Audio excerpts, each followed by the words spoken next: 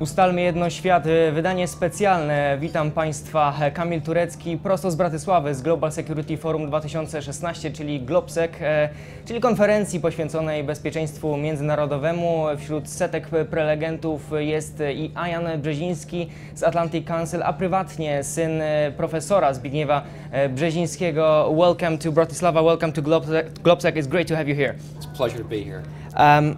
During annual CSIS Zbigniew Brzezinski Award, your father said that, let me cite, "I'm afraid of what's happening in the world and I'm concerned about the future and American leadership." Do you agree with your father? Yes, I think we're in a time, particularly in the transatlantic realm, of unprecedented challenges of unprecedented urgency and complexity. I mean, if you look at NATO today, and that's what we're talking much here in Bratislava, it faces four fronts. It faces an eastern front defined by a revanchist Russia with growing military capabilities. It includes the Ukrainian front. It includes military provocations by Russians in the south of NATO and in the Baltic Sea. To the north, you have Russia militarizing the Arctic, a region rich in resources and contested domains. To the south of the alliance, and from Iran to the Middle East. Is that a new area of conflict, is Arctic? It's emerging. I think the Russians' militarization of that region in the context of its provocative and aggressive conduct in the east of Europe and in the south of Europe should be a warning to us about what could be happening eventually in the not-too-distant future in the Arctic.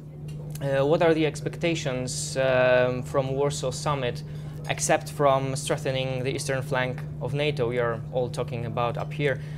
What are the expectations in terms of Poland?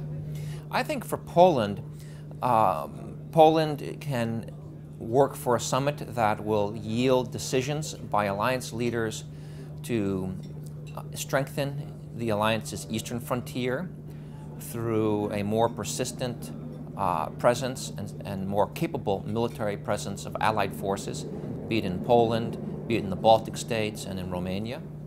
I hope the alliance will also deepen its military relationship with Ukraine, and I hope the alliance will, in a coordinated fashion, devise a strategy through which it can more effectively contribute to how the transatlantic community in Europe addresses the problems to the south. What's your opinion about Witold Waszczykowski's words yesterday in terms of the eastern flank of NATO? He said presence, and once again the presence of bases in Poland. I think he's spot on. I actually support the idea of having bases by Western allies, including the United States. Permanent or just rotation? Permanent. I believe in a permanent presence. I think the current threat environment and the expected threat environment justifies that. But we shouldn't get caught up over permanent versus persistent.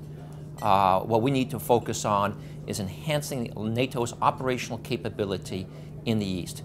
That can be done through permanent bases. It can also be done rotationally. But it has to be with a persistent presence that is capable, operating in a high-intensity combat environment, and then particularly in the case of the Baltics, is a presence that has NATO able to rapidly reinforce it even in the most tough, challenging context.